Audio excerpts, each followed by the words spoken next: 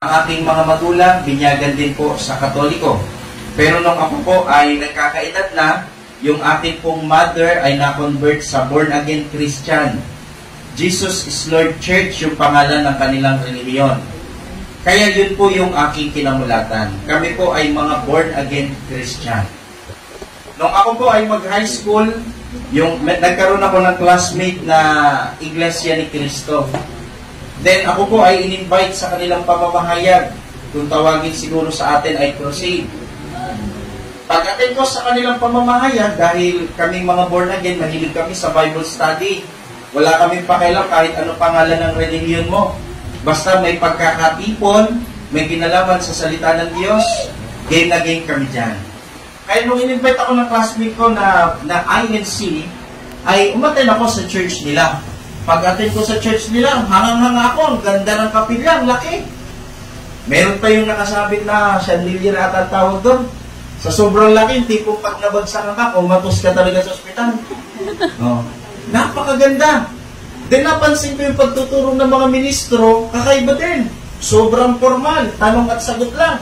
Magtatanong yung ministro, tapos yung sagot, binabasa sa Biblia. Kaya akala ko noong una, tama ang tinuturo ng mga ministro sa iglesia. Kasi naririnig at nakikita namin, binabasa sa Biblia yung mga aral na kanilang ipinapahayag. Sa madaling salita, na-convert po ako sa Iglesia ni Cristo. From born-again Christian to INC. Ako po'y nabaptize sa Iglesia ni Cristo noong 2007. Yung mga aral na sinampalatayanan ko dyan is, iisa lang ang Diyos, ang Ama lang. Di ba? Yan yung paniniwala nila, Elder. Si Kristo, tao sa likas na kalagayan. Yan. Ang Iglesia ni Kristo ang ililigtas sa araw ng paghukom. Kaya makakarinig ka sa mga INC na kami lang ang maliligtas. Kasi doktrina nila yan. Kung meron kayong kapitbahay, makikita nyo, inaakay kayo sa kanilang kapilya. Kinukumbinsi kayo na umanib kayo sa Iglesia ni Kristo. Kasi ang aral nila, pag wala ka sa Iglesia ni Kristo, is hindi ka maliligtas. Yan. Yan din po yung paniniwala na akin pong sinampalatayanan sa pagiging Iglesia ni Kristo ko. Akala ko yun na yung tunay na relihiyon o pananampalataya. Kaya ang ginagawa ko, ipinag-mission ko sa aking mga kapatid at sa aking magulang. Lagi kong sinasabi sa kanila, mag-Iglesia ni Kristo na kayo. Bago dumating yung paghukom, para lahat tayo maligtas, kayo po ay mag-Iglesia ni Kristo. Ayan. Kasi buong buo sa aking puso talaga na ang INC ang tunay na relihiyon. Until na ako po ay makagraduate ng high school, ako po ay nakapagtrabaho sa part ng Manila. Ayan. Diyan po nagkaroon ng pagkakataon na mas makapagsuri ako ng mas malalim sa doktrina ng INC. Doon ko na-realize sa patuloy na pagbabasa ng Bible na ang pagsamba pala, ito pala ay iniuupol ng mga lingkod ng Diyos sa tunay na Diyos. Ibig sabihin, kaya sinasamba ng mga lingkod ng Diyos ang isang umiiral kasi kinikilala nila itong Diyos. Kaya nagtaka ako sa aking kalagayan bilang Iglesia ni Cristo kasi kami mga INC, dalawa yung sinasamba namin. Alam niyo po ba yon? Ang mga iglesia, dalawa po sinasamba namin. Isang tunay na Diyos, ang Ama, at isang tao, si Kristo. Ibig sabihin, ang galing namin sa debate. Si Kristo, tao, hindi tunay na Diyos. Pero pagpasok namin sa kapilya, sige naman ang pagsamba namin sa Kanya. Kaya may dalawa kaming sinasamba. Isang tao, si Kristo, at isang Diyos, ang Diyos Ama. Kaya nagtaka ako, sabi ko, bakit parang iba yung paniniwala namin sa aral na itinuturo ng Biblia? Kasi sa Bible, ang sabi ni Kristo, sa Panginoong mong Diyos, sasamba ka. Siya lamang ang iyong paglilingkuran. Ibig sabihin, may kinalaman sa pagsamba, ito'y para lang sa tunay na Diyos. Kaya yung mga INC minsan na kakilala ko, inaakay ako, sabi sa akin, magbalik loob ka na sa iglesia. Sabi nga sa akin ng isang INC, nung iglesia ka, ang ganda ng kapilya natin. Lumipat ka sa Sabadista. Sabadista tawag na mga INC sa atin lumipat ka sa Sabadista. Kumbaga sa isang paglalarawan, nakahiga ka na sa kama, lumipat ka pa sa banig. Ang ganda na ng kapilya natin, lumipat ka pa. Lumipat ka sa reliyon na yung kapilya, mga sira-sira. Sabi sa akin. Kaya di ba minsan may kasabihan tayo, kapag ang simbahan hindi tapos, sa Sabadista yan. Narinig niya rin gano'n? Pag ang simbahan hindi tapos, sa Sabadista yan. Kaya sabi sa akin ng kakilala ko ngayon nasa banig ka, nasa kama ka na, lumipat ka pa sa banig. Ang ganda ng mga kapilya natin, tapos lilipat ka diyan sa mga ang simbahan ay hindi tapos at maliliit. Yan. Pero sabi ko sa kanila, lagi kong sinasabi, okay na dito, mas okay na ako dito sa Adventist na simple lang ang bahay-sambahan. Ang mahalaga, tunay na Diyos naman sinasamba namin. And kaysa nandiyan dyan ako, ang lalaki nga ng kapilya ninyo, tao naman sinasamba natin. O, kaya kung gusto nyo sumamba sa tao, welcome sa malalaking kapilya ng Iglesia ni Cristo. Pero kung gusto mo na manatili sa pagsamba sa tunay na Diyos, manatili ka dito. Kahit simple lang bahay-sambahan natin, ang mahalaga, tunay naman na Diyos sinasamba natin. Kaya ako, sobrang proud ako sa pagiging Seventh-day Adventist. Sobrang proud ako sa aking pagiging Seventh-day Adventist. Bakit? Kasi yung mga aral nito nakasulat sa Biblia. Kaya nung nag-alinlangan ako sa pagsamba namin kay Kristo, umalis talaga ako sa Iglesia ni Cristo. Hindi naman ibig sabihin, traitor ako bilang isang INC. Nakita ko lang kasi na yung aral wala sa Biblia. Anong gagawin ko? Parang nakakakonsensya na samba ako ng samba, tapos wala na sa puso ko. Bakit? Ayoko na sumamba sa tao Kaya ang ginawa ko talaga, umalis ako at tumiwalag sa Iglesia ni Cristo. At dyan po, nag-search na ako sa ibang religion. Bakit? Gusto ko pa rin maglingkod. Gusto kong sumamba. Yan ang pinakamasarap sa buhay ng tao, ang sumamba sa Diyos. Kaya kung ikaw isang kabataan, namumulat ka sa pagsamba ng Adventist, i-priority mo yan. Bakit? Yan kasi ang magbibigay ng halaga sa iyong buhay. Dahil yan, nagkakaroon ng pagkakataon na makipag-ugnay ka sa Diyos na manlilikha. Kaya paggawain, sobrang galak ako Bakit? Kasi nakakaugnay mo yung Diyos na manlilikha mo. Kaya nung ako po ay umalis sa INC at nag-search ako sa ibang sekta, umatin ako sa iba't ibang religion. Umatin ako sa Pentecostal ulit, nag-attend ako sa Born Again, nag-attend ako kay Soriano, sa Dating Daan, nag-attend ako sa kay Tibuloy, inatinan ko yan. Kay lahat, inatinan ko talaga, wala akong pinili. Bakit? Kasi gusto ko malaman ano ba dito yung dapat kong pasukan para makapagpatuloy ako sa pagsamba. Hindi naman ako negative sa religion, gusto kong sumamba. Nga lamang, sasamba ka na rin lang, doon pa sa mali. Kaya dapat, doon ka na sa tunay. Kaya ako nag-research talaga. Diyan ko po na-encounter yung Pentecostal Fourth Watch. Marami pong klase ng Pentecostal. Di ba yung mama mo Pentecostal din yan? Tama ba? Pentecostal din? Dati. Pero hindi. Miracle Crusade ngayon. Marami kasing klase ng Pentecostal. Yung kinabilangan ko is Fourth Watch. Yan yung nangangaral sa palengke na may kinikilalang apostol si Feriol. Mabilis lang ako na-convert sa religion na yun kasi akala ko yun din ang totoo. Dahil ang laki ng pagkakapareho sa Pentecostal Fourth. Pagpasok ko sa Pentecostal, akala ko yun na talaga. Alam niyo mga kapatid, yung pakiramdam na nakahukay ng ginto, yung tipong wala nang ibang mahalaga sa'yo kundi yung bagay na yun. Kasi para sa'yo, yun na yung totoo. Kaya ang ginawa ko, tumira na ako sa church. Kasama ko yung mga pastor at ibang manggagawa na nangangaral in public. Ako po yung madalas mangaral sa bus at saka sa palengke. Diyan ko po nakilala si Kuya Dom nung Fourth Watch ako. Nakadebate ko pa yan sila nila Ate Ruth. Kaya asal-nasal ako dyan dati kay Ate Ruth Kasi ayaw maniwala sa gusto kong sabihin. Tatalataan pa ako. Hindi nga, Brad, basahin mo maigi. Sabat yan, hindi yan linggo. Talaga makikipagtalo. Kaya yung mag-asawa na inis talaga ako dati. Kasi kaiba yung aking kapananampalataya. Hindi ko sila kapaniniwala Kaya nung Fourth Watch ako, nung pang-apat na taon ko, ipinasok ako sa school ng theology ng aking pastor. Ibig sabihin gusto niya na magpastor din ako. Then ako'y naging first year theology. Sa aking pagiging theologian, nagko-continue yung aking journey. Tuwing umaga, meron kaming job spec. Tanghali, meron kaming Bible subject. Pagkahapon, required po kaming lumabas in public para mangaral. Ang madalas namin pinapangaralan, kagaya na ako binanggit, is palengke at saka bus. Kung familiar po kayo sa Cubao Farmers sa Manila, nasakay po ako dyan ng bus at nangangaral. Mula Cubao to Ayala, Ayala to Alabang, then pabalik pa. Mula Cubao pa Fairview, hanggang dulo pa ng Caloocan. Tuwing hapon, makikita nyo po kami dyan na nasakay ng bus at nangangaral. Ayan. Masaya ako sa pagiging Pentecostal ko kasi nagpapastor na ako eh. Kumbaga sabi ko, eto na talaga. Dito, may katwiran pa ako na dito na ako tinawag, dito na ako mamamatay. Yan ang paniniwala ko noon. Isang araw, nakapanood po ako ng debate. Hindi po ako nagpo-promote ng debate ha, bahagi lang ng aking testimony. Nakapanood ako ng debate, Seventh-day Adventist versus Pentecostal Fourth Watch.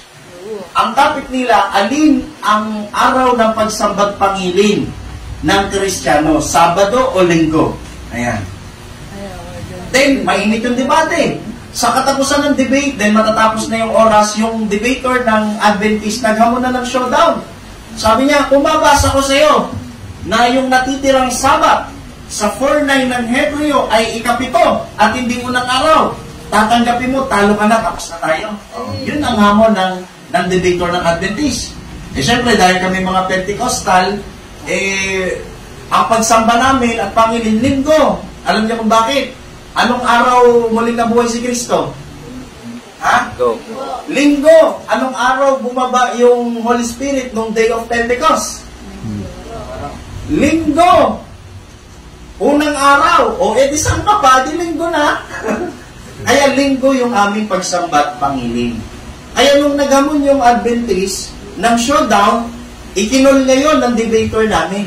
Nabasa na yung natitira palang Sabat sa 4:9 ng Hebreo, ikapito pala yun, Sabado pala yun, hindi unang araw o Linggo. Sa katapusan ng debate, maliwanag yung pagkapanalo ng Seventh-day Adventist. Kaya nung napanood ko, sabi ko, paano nangyari yun? Paano nangyari na hindi nagawang tutulan ng aming debater yung Sabat na kinikilala ng mga Adventist? Alam mo yung classmate ko, galit na galit nga sa mga Sabadist. Sabadist na tawag sa inyo yung classmate ko eh. Sabi ng classmate ko, pag ikaw nag-backslide sa Fourth Watch, sa Pentecostal, lumipat ka na kahit saang reliyon. Huwag lang sa Sabadista. Sabi sa akin, lipat ka na kahit saan. Huwag lang sa Sabadista. Sabi ko, bakit? Napakaraming bawal dyan, mamamatay ka sa gutom. Sabi ko, ganun ba? Oo. Sa Sabadista, mangangayayat ka ang daming bawal na pagkain. Isipin mo, sabi niya sa akin, mamamalengki lang daw ang isang Sabadista. Pag mamamalengki daw ang isang Sabadista, bibili ng isda, bibilangin pa daw kung ilan yung kaliskis. Sabi ko, grabe pala itong mga Sabadista na ito. Napakalupit talaga. Kaya sabi niya sa akin, wag na wag kang nilipat sa Sabadista. Mamamatay ka sa gutom, ang daming bawal na pagkain. Tumatak sa isip ko yun. Kaya ang sabi niya sa akin, nung napanood ko yung debate, na natalo yung Fourth Watch, sabi ko, parang hindi ako makapaniwala. Sabi ko, bakit hindi nagawang talunin yung doktrina ng Adventist? Parang kakaibang ang doktrina na ito mga to, tapos hindi natalo. Doon po nag-umpisa yung aking curiosity. Ano pa meron sa paniniwala ng Seventh-day Adventist? Kaya ang ginawa ko, pinagda-download ko sa cellphone yung program ng Adventist. Ang sinuri ko pa noon is Kapitulo, Versikulo. Familiar kayo doon? Yung program ng Kapitulo, Versikulo. Kay Kuya Jerry at saka kay Kuya Johnson pa yun nung araw. Bago magkaroon ng another ministry na pag-aralan natin. Then, yung isa pa, yung Back to the Scriptures Ministry, nung mabait pa yung Anchor. Sinuri ko din yun, dinownload ko sa cellphone ko, tapos pinag-aralan ko. Alam niyo mga kapatid, pinag-aralan ko yung doctrine ng Adventist within 4 months.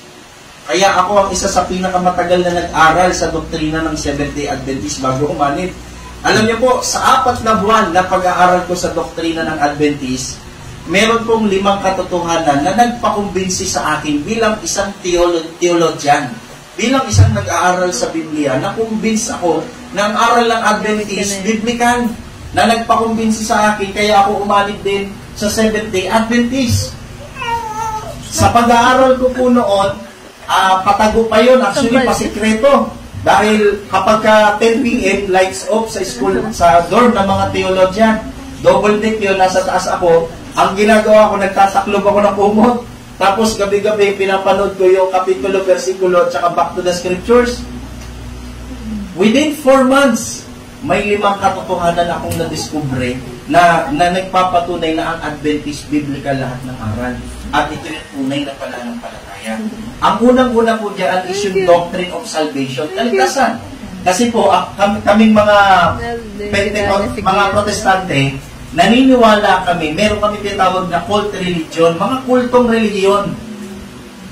Nagpapakilalang Kristiyano, pero ang tawag namin kulto. Kaya nung ako lumapit kay Periol, yung teacher namin, sabi ko, Pastor, paano ba malalaman kapag ang isang religion ay kulto? Sabi niya, madali lang yan. Kapag ka ang religion ay tuturo na para ka maligtas, aalig ka sa kanilang religion, kulto yan. Sabi ko, ganun pala. Kaya nung sinuri ko yung doktrina ng Adventist, sabi ko, bakit parang iba? Bakit parang hindi nagtuturo ang Adventist na para ka maligtas? Magsasamadista ka? Sino ba dito ang nabaptize na ang turo is para maligtas mag-Adventist? Taas niya kamay. Meron? Wala? Walang umamin? O diba? Kayo mismo ko ay napatutuo na hindi nagtuturo ang Adventist para maligtas, kailangan ng umamin. Bakit? Ang turo ng Adventist, kung gusto mong maligtas, lalapit ka sa tagapagligtas kay Kristo, kasi yun ang tagapagligtas. Diba sabi ni Apostol Pablo, sa biyaya, kayo'y nangaligtas sa pamamagitan ng pananampalataya. Yan ang doktrina at aral ng Seventh-day Adventist. Kaya sabi ko, tama. Tama pala yung aral ng Adventist na sa Biblia, pareho sa turo ni Pablo. Paano nang mangyayari na kulto ito? Kaya kung pag-uusapan pala kaligtasan, sumasampa pala dyan yung aral ng Seventh-day Adventist. Kaya sabi ko, tama. Tama ang aral ng Adventist about salvation. Kaya kung ikaw, hanggang ngayon, duda ka pa rin ang Adventist, tunay na church, true church, ako sa'yo, yung duda mo, pagdudahan mo. What? Yung duda mo, pagdudahan mo. Bakit? Kasi pag pinag-usapan kaligtasan, hindi ang church ang magbibigay nito sa'yo. Ang ituturo ng Adventist, yung aral ng Biblia, si Kristo ang magbibigay sa'yo ng walang bayad na kaligtasan. Kaya sabi ko, tama! Tamang-tama ang aral ng Adventist patungkol sa kaligtasan. Pareho sa turo ni Apostol Pablo na isang lingkod ng Diyos. Kaya patuloy ko yung pag-aaral. Pangalawang inaral ko sa doctrine ng Adventist is about 10 Commandments. Sabi ng classmate ko, ang mga Sabadista, hindi yan nagbabasa ng Biblia. Isipin mo naniniwala sa 10 Commandments, sa Old Testament yan. Sabi ko, ano? Yung 10 Commandments, sa mga Hudyo yan, sa mga Israelita, di ba, napakinggan nyo na yun sa kanila? Yan ang lagi nyo maririnig. Ang 10 utos, yan ay sa mga Israelita lang. Sa tribo lang ni Juda. Sabi ko, nga naman, bakit ako susunod sa 10 Commandments? Yan ay sa Old Testament. At yan ay binigay sa Israelita, sa tribo ni Juda. Ako hindi naman Israelita, ako Pilipino. At hindi ako galing sa tribo ni Juda, ako galing sa tribo ni Dato Puti. Kaya sabi ko, bakit ko susundin yung 10 Commandments? Hindi pala yan para sa akin. Pero alam nyo mga kapatid, nung inaral ko yung doctrine ng Seventh-day Adventist sa tulong ng kapitulo, versikulo, doon ko na-realize, ang mga Kristiyano pala, sila yung mananampalataya na talagang number 1 na nag-iingat sa kautusan ng Diyos. Diba sabi ni Kristo, hindi ako naparito upang sirain ang kautusan, kundi upang ganapin at ipaliwanag. Sa itinuro ni Kristo, sabi niya, matuwid na gumawa ng mabuti sa araw ng Sabat. Alam niyo yung turo ni Kristo, hindi nila po yan marinig sa mga mangangaral ngayon. Pakinggan niyo yung mga iba't ibang sekta. Lahat yan sila nagbibida. Kami ang tunay na iglesia. nakakabit sa pangalan ng reliyon namin ang pangalan ni Kristo. Kami ang tunay na saksi dahil kinikilala namin ang pangalan, ang bigkas sa pangalan ng Diyos. Kami ang tunay na nasa daang matuwid dahil kami ay merong aklat na Quran. Lahat sila nagbibidang sa Diyos. Pero yung lumabas sa bibig ni Kristo na itinuro niya, hindi nyo maririnig sa mga sekta niyan. Saan nyo maririnig yan? Dito po sa aral ng Seventh-day Adventist. Ay sabi ko, paano nangyari yun? Yung turo ni Kristo, nasa Seventh-day Adventist. Sabi ni Kristo, nandito ako, hindi para sirain ng kautusan, kundi para ipaliwanag pa sa inyo ng tama. Kaya sabi ko, tama ang aral ng Adventist about 10 Commandments. Kami pala ang nagkakamali sa hindi pagsunod sa kautusan ng Diyos sapagkat ito'y itinuro mismo ng Panginoon. Kaya sabi ko, tama ang aral ng Adventist. Sa pagpapatuloy ko ng pag-aaral, pangatlong inaral ko is about Sabbath. Kasi po, sa school namin, na meron pong malaking library. Alam niyo po, nabasa ko dun sa library, sa history, world history, na kung saan, ang pagsamba pala, church history, I mean, na ang pagsamba pala ng linggo, pangilin at pagsamba ng linggo, nag-start doon sa Roma, na kung saan ang emperador doon is si Constantine. Siya ay Sunday worshipper. Sumasamba talaga siya sa araw, yung literal na araw. Sun worshipper. Kaya nung na-convert siya sa Kristyanismo, ipinasok niya yung doktrina na yan. Kaya unti-unti na bago ang mga Kristiyano sa Roma, mula sa pangingili ng Sabat, naging Sunday keeper. Dahil tayo, nasakop tayo ng Kastila, na yan ay sakop ng Roma, na ipalaganap yung pananampalataya na Sunday keeper.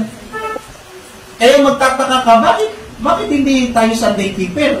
Bakit hindi tayo Sabbath keeper kung talagang Sabbath keeper ang mga apostol? Kasi sa history pala, nagkaroon ng pagbabago na mula sa pangingilin ng Sabbath, nagkaroon ng pagbabago into Sunday keeping. Kaya sabi ko, paano nangyari yun?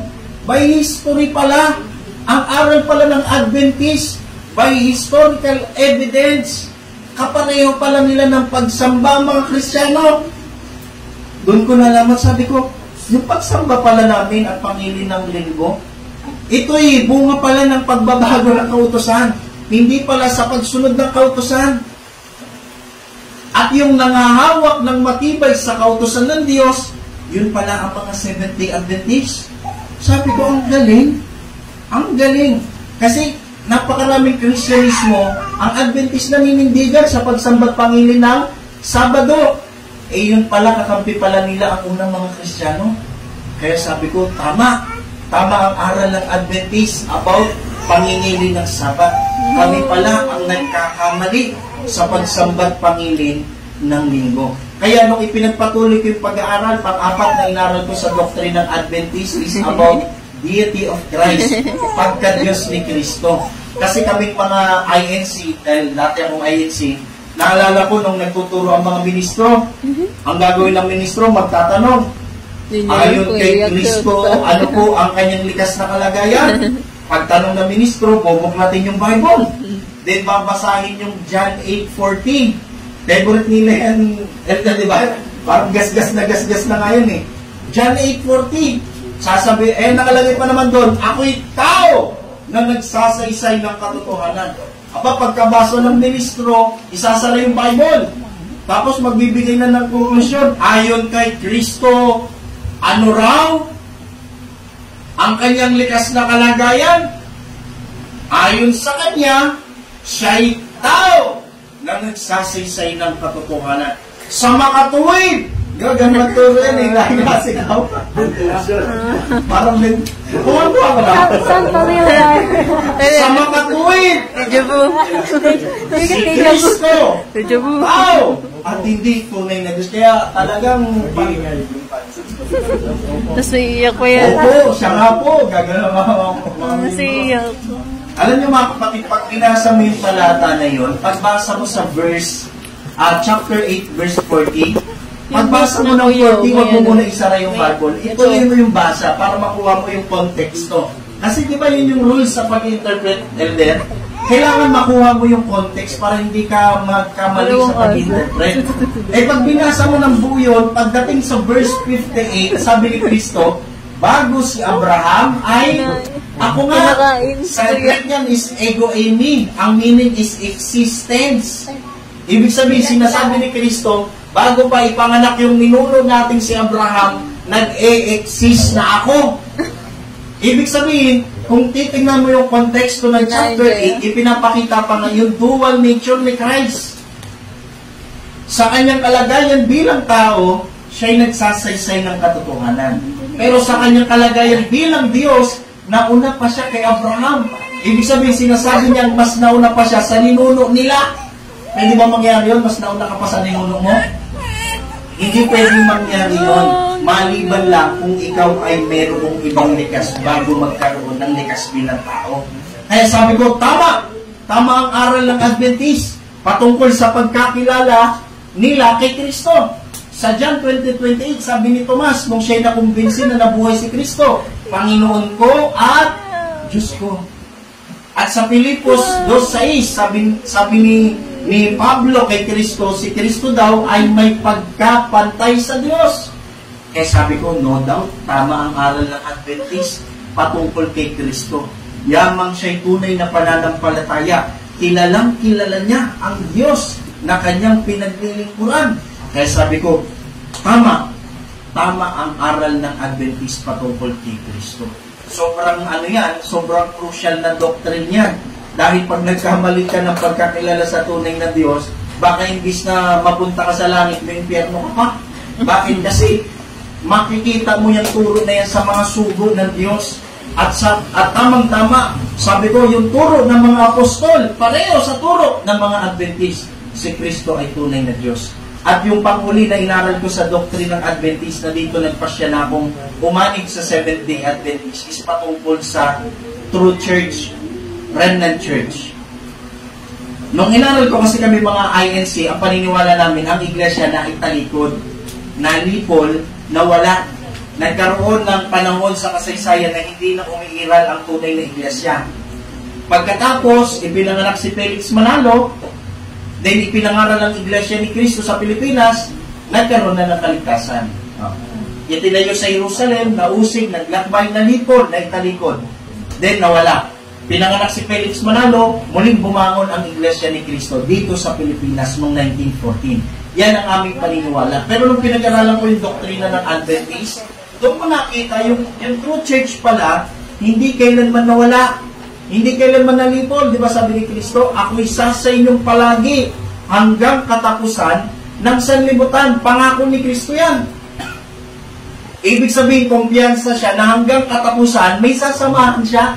May tunay na mananampalataya.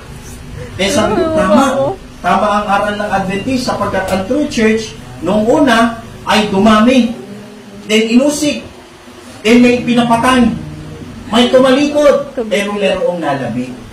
Mababasa po yan sa Revelation 12:17 na yung katangian ng Remnant Church is nagsisitupad sa utos ng Diyos at may patutuo ni Jesus. Sa pag-aaral namin sa theology, yung kautusan na sinusunod ng Remnant, sa Greek po is entole. Sa pagtuturo ni Kristo at ng mga apostol, yung entole tumutukoy sa 10 Commandments. Kaya nung may nagtanong kay Kristo, anong kinakailangan kong gawin para magmana ng buhay na walang hanggan? Sabi ni Kristo, kung ibig mong pumasok sa buhay, ingatan mo ang mga utos. Sa Greek po nun is entole. Sabi nang nagtanong, alin? Ano ba yung entole? Sabi ni Kristo, huwag kang papatay, huwag kang huwag kang sasaksi sa di katotohanan. Ibig sabihin, yung entole na tinutukoy ni Kristo ay 10 Commandments. Then, yung pangalawang katangian ng Remnant Church is may patutuo ni Jesus. Sa ibang talata, ang patutuo ni Jesus ay siyang espiritu ng